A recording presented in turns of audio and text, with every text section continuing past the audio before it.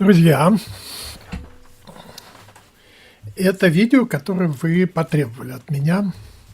Значит, у меня на фоне теперь не флаги, это просто временно, а Санта-Моника. У меня кусочек вот этого виден из окна. Вот я решил поделиться. Так, значит, что требуется? Что вы попросили? Вы попросили чуть более подробно о возможных сценариях окончания войны, что для этого нужно, как это может происходить, ну и так далее. Там, посмотрим. Начать надо с того, чтобы все хорошо понимать, почему эта война начата. Это очень выгодно было Путину. Путин удерживает таким образом власть вот этими имперскими войнами. Так приходил к власти, начиная Вторую Чеченскую войну, пугая граждан. Потом, когда рейтинг упал, грузинская война. Ему это очень нужно и очень выгодно.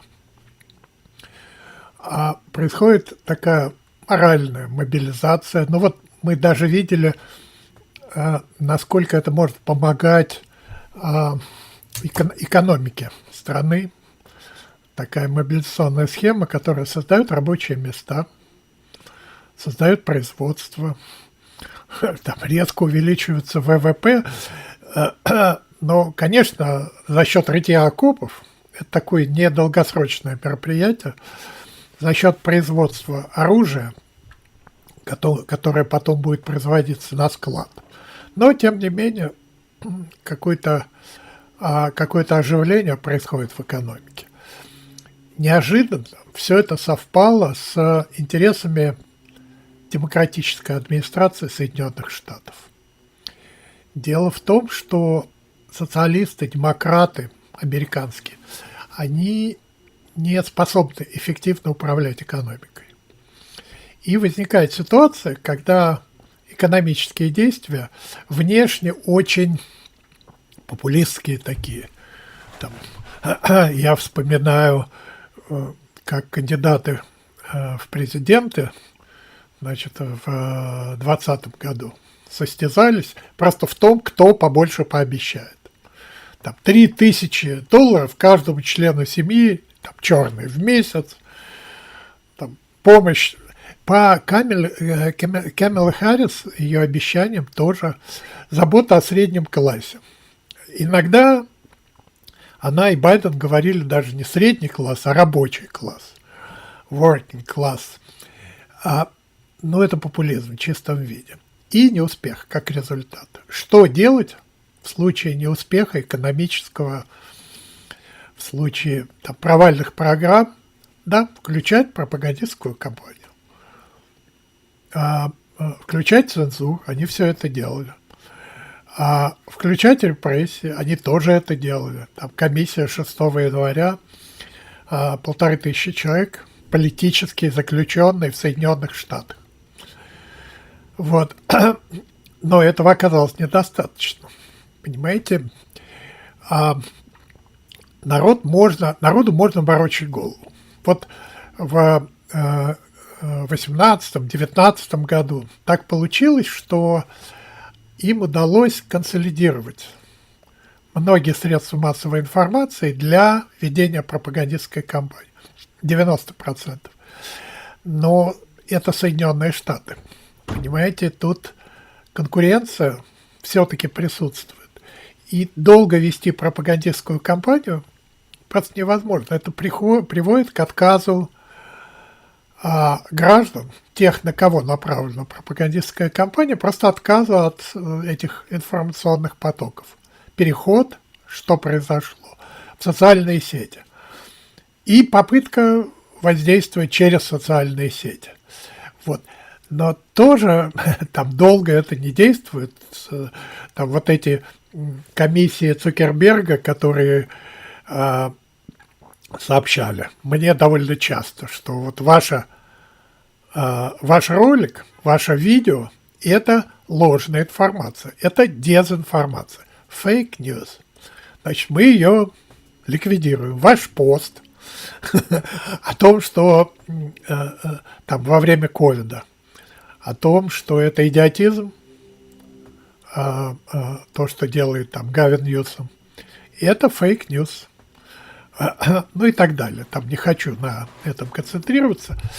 И остается тот же самый механизм, который очень выгоден Путину, который выгоден на самом деле любому авторитарному режиму при ослаблении власти. Войны.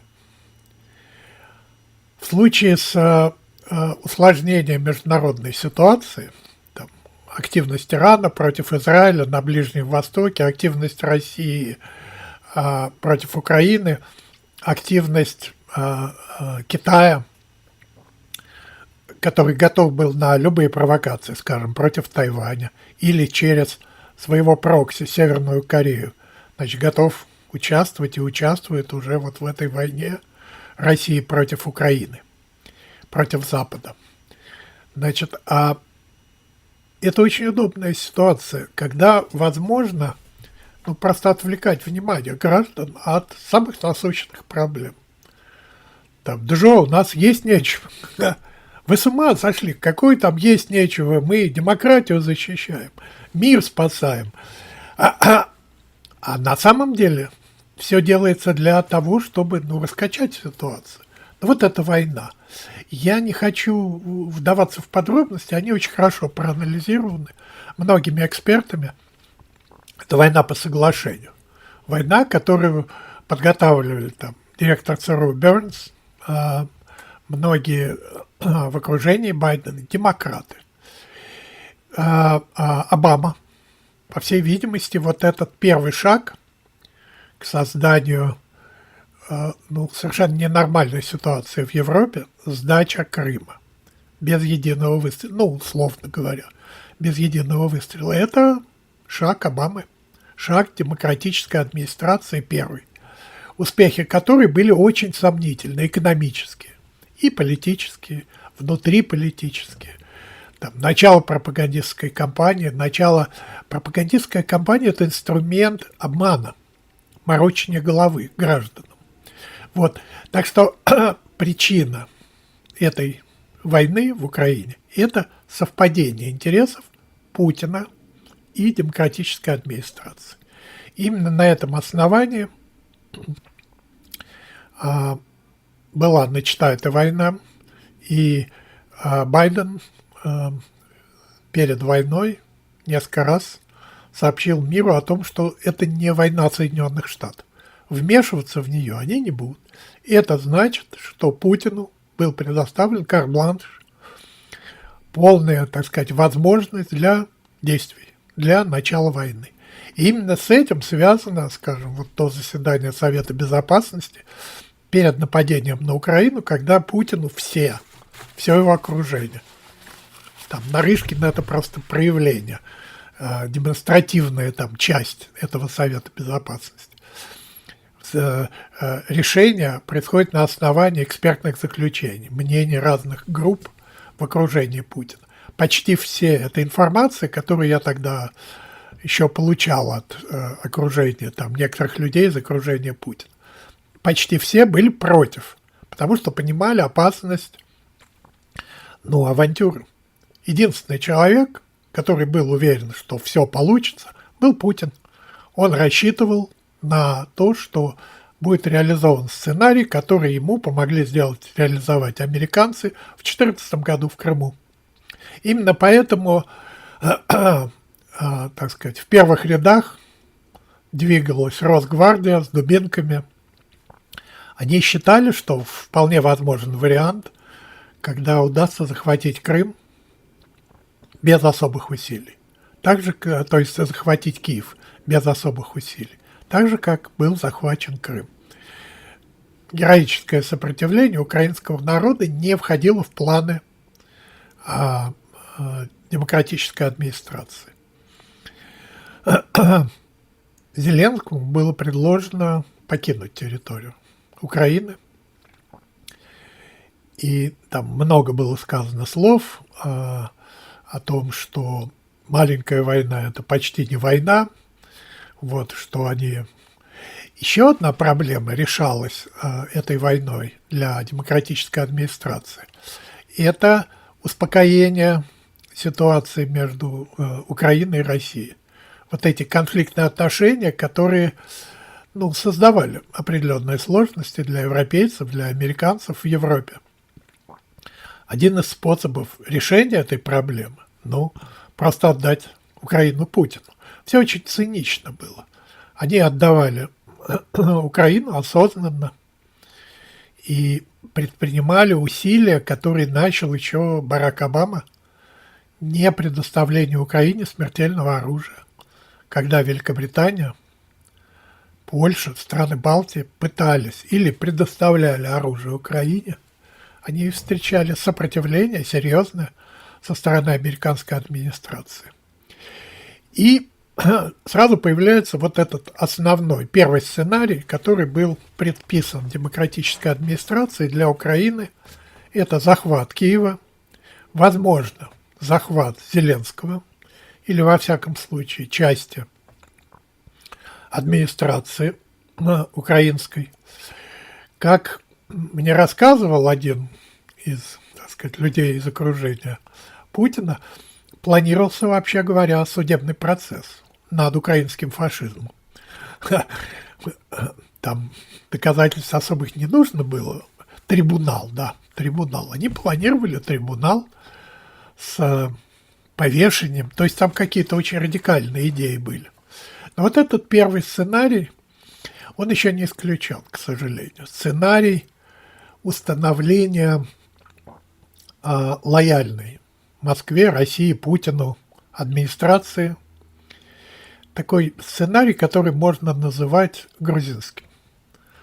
То есть, в принципе, власть может говорить все, что угодно, там, о сопротивлении России, там, неприятии. Ситуация очень похожа. Как в Грузии, тоже часть территории оккупирована, Абхазия, Южная Осетия. И администрация, которая удерживает власть, фальсификациями, безусловно, на выборах, но еще и очень сильным аргументом. Вы хотите войну, говорит Иванишвили, или вы хотите мир? Часть граждан Грузии,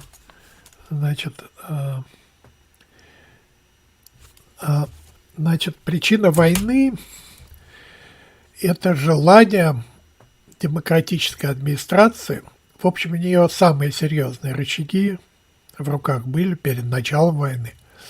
Желание демократической администрации имитировать управление процессом мировым. И обвинения Трампа, в период, когда началась пропагандистская кампания, они строились на этом. Сопротивление этому демократическому процессу. Трамп на крючке у Путина.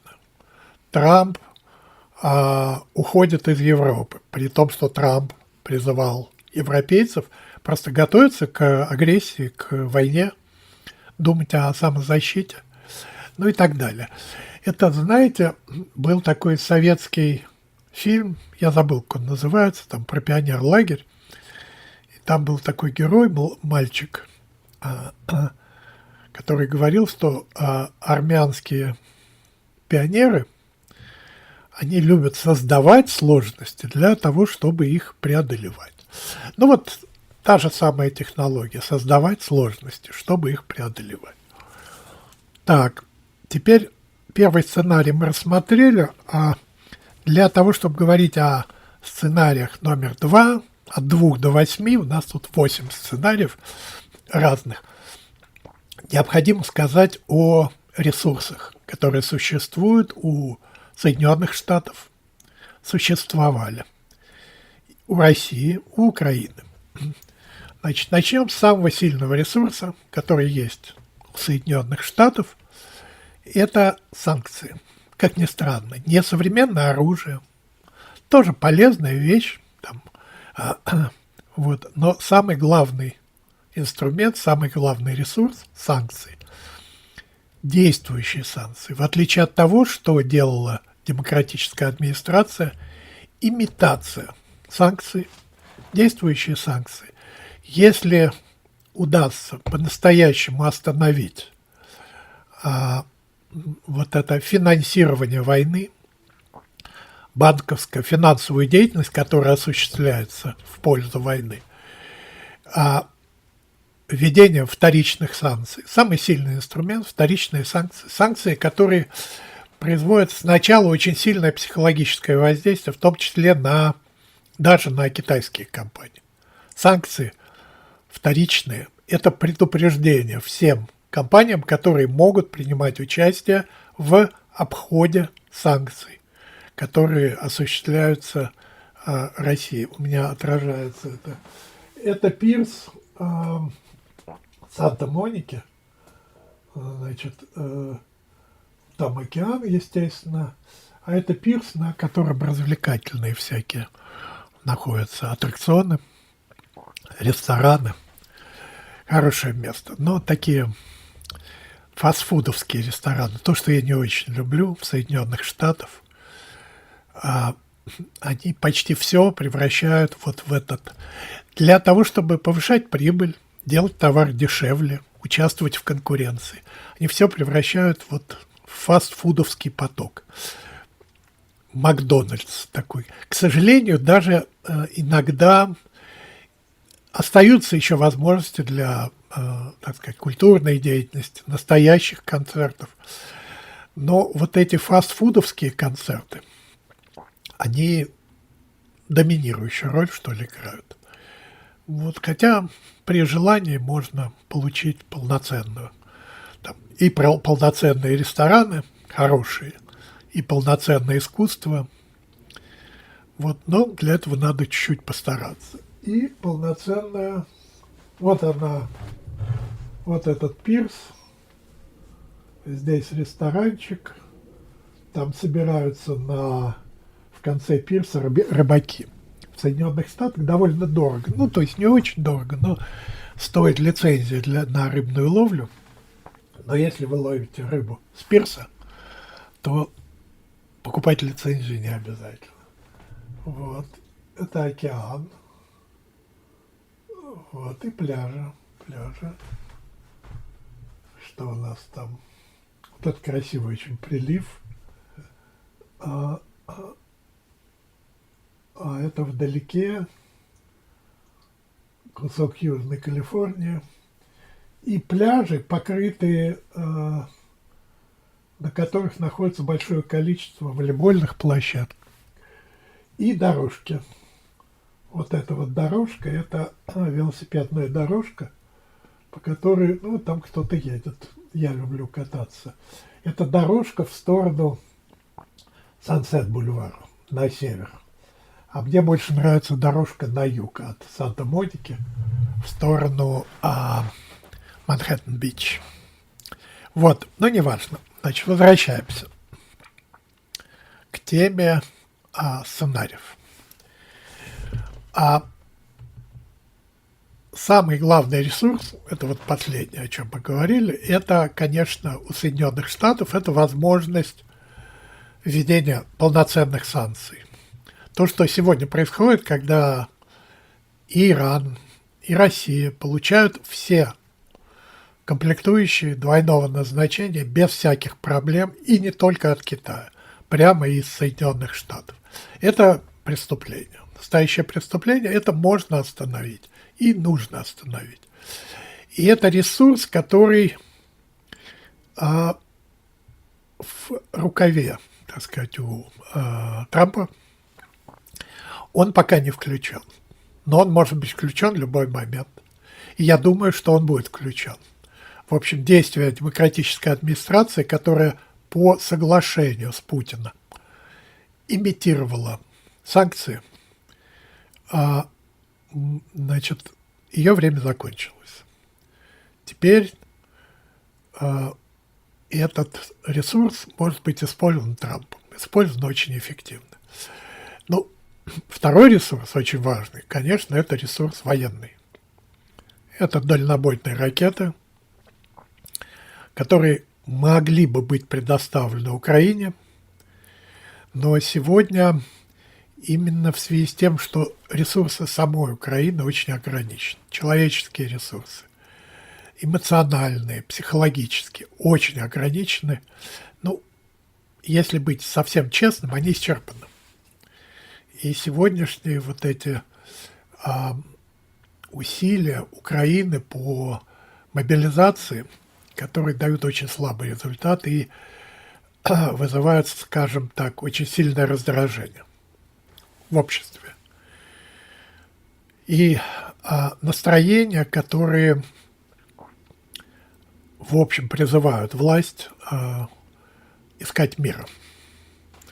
И это очень такой важный момент в условиях Украины, когда идет мощная пропагандистская кампания против остановки войны, гордая патриотическая программа, которая призывает мобилизовать силы, говорит о том, что победа или, как в последнее время довольно часто это звучит, переговорные позиции надо улучшать для Украины.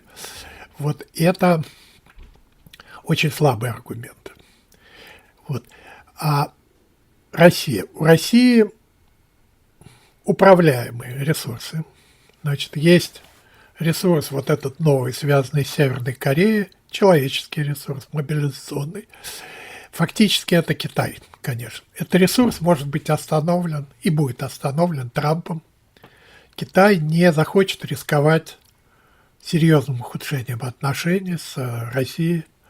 Я думаю, что эти северокорейские боевые силы будут отозваны очень скоро. Вот. А военный ресурс, он в основном строится на возможности использования обхода санкций разными путями. Самый главный ресурс Путина – это финансовый ресурс, это те финансовые средства, которые он получает от торговли нефтью и газом, сырьевыми ресурсами, и то, на что мало сейчас обращается внимание, но тоже это хороший очень рычаг в руках Трампа. И это доходы от сделанных инвестиций, размещенных средств российских олигархов окружения Путина в западной экономике. Я оцениваю доход от этих инвестиций в $500 триллиона. $500 триллиона за нефть-газ и сырье, и $500 триллиона за инвестиции. И это рычаг в руках Трампа. Итак, сценарий. Сценарий номер 1. Это фактически остановка войны любыми способами. Там предложение сегодня у нас 16 ноября, предложение с 20 ноября, предложение, наверное, Трампа к Зеленскому и к Путину остановить войну, остановить боевые действия. И сегодня у нас есть такой ресурс у Соединенных Штатов, очень точное диагностирование состояния линии вот этой разграничения. Эта линия может быть зафиксирована очень точно, если Соединенные Штаты будут заинтересованы в остановке войны, фиксация этой линии разграничения, это технически простой вопрос с помощью спутниковой техники и создание, такой демилитаризованной зоны. По-видимому, предложение. Я очень рассчитываю, что такое предложение последует еще до инаугурации, остановка войны и создание демилитаризованной зоны, которая позволит начать переговоры. Вот это первый сценарий.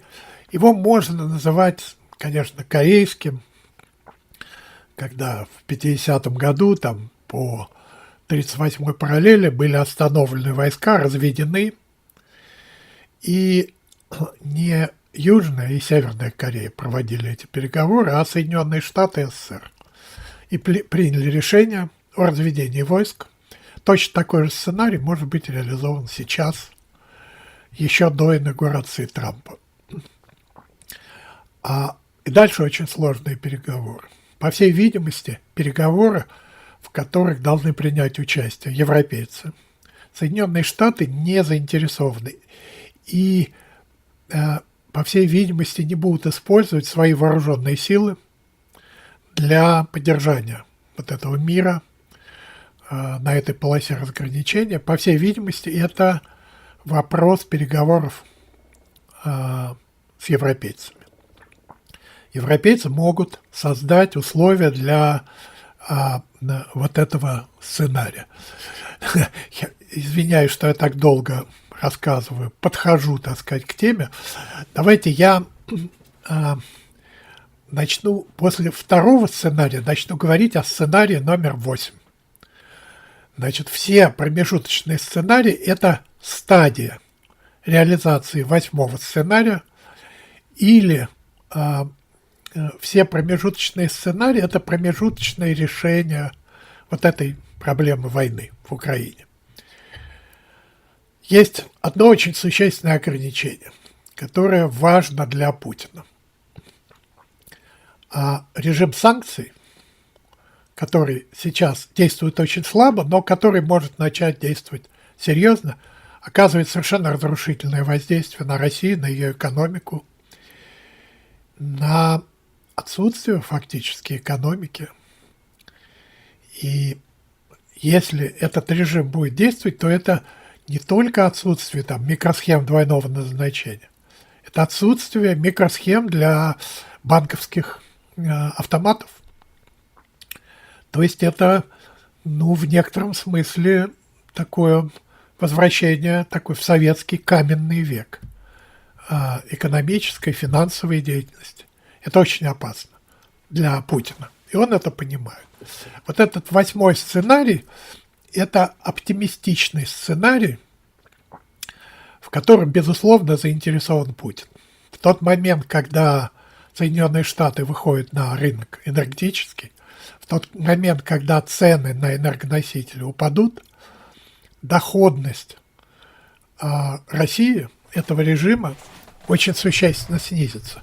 А если Соединенные Штаты предпримут усилия для выявления вот этих российских инвестиций, незаконных, конечно, то это может создать абсолютно катастрофическую ситуацию для экономики Путина.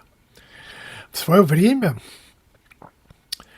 опричнина Ивана Грозного, она остановилась, развалилась, когда оказалось, что опричнина не в состоянии защищать российское государство. Когда для противостояния этому гирею опричники создали 1000 человек, один полк. Все. Это все, что они смогли сделать.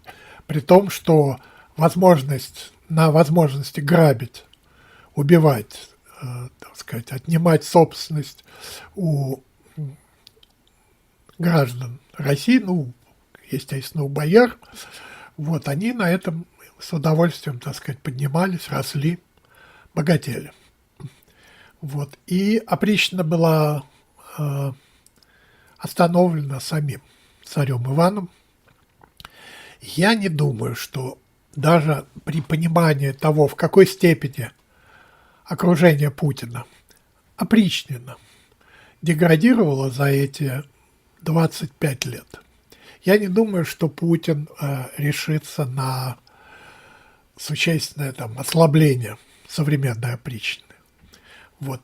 Но мысли о том, что необходимо какие-то использовать иные механизмы для сохранения своей власти, цель-то очень простая, сохранение власти, начинать в этих условиях, в сегодняшних условиях, какую-то новую войну, новую авантюру против, Казахстана, Финляндии, стран Балтии, Путин, безусловно, не решится. А это значит, единственный способ – это восстанавливать экономику. Восстанавливать экономику в условиях действующих санкций невозможно. Это значит, что замысел Путина или такие sweet dreams, сладкие мечты Путина совсем снять санкции. Ну, в этом нет сомнений. Но есть формальное ограничение. Крым. Это ограничение, связанное с обязательствами европейцев, Соединенных Штатов, даже не перед Украиной, перед самими собой. Значит, не допустить использования таких механизмов, но это цель демократического сообщества. А это значит, что либо придется начинать переговоры об освобождении Крыма, освобождении территории Украины, быстро, медленно, но не соглашение Медведева-Саркози, о котором там быстро все забывают, а реальные переговоры о поэтапном освобождении территории Украины. Я думаю, что в этом прежде всего будут заинтересованы европейцы, конечно, но и Соединенные Штаты. Это 8-й сценарий. Что можно предложить Путину? Путину можно предложить полное снятие санкций, поэтапное, в процессе освобождения территории и Крыма. Путину можно пообещать инвестиции, помощь в восстановлении экономики. Экономика Украины разрушена, но разрушена и экономика России. Я понимаю тех украинцев, которым сама идея такого, что ли, нормального, адекватного отношения к гражданам России кажется неприемлемой. Но это способ остановить агрессию. Это способ превращения России, не в демократическое государство, но в ослабление вот этой имперскости и агрессивности. И это хотелось бы, чтобы одним из условий было участие России в восстановлении экономики Украины, каких-то регионов. Я не думаю, что после достижения некоторого соглашения Путин будет сильно сопротивляться вот этой идее помощи восстановления Украины.